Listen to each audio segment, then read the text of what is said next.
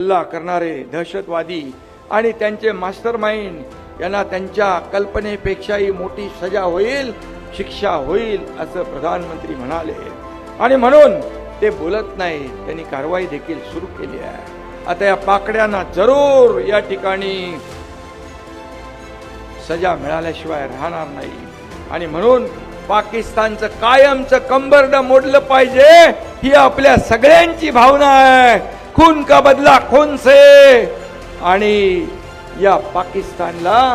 पाकिस्तानचं नामो निशान मिटवण्याचं सगळ्यांच्या मनामध्ये एक जे काय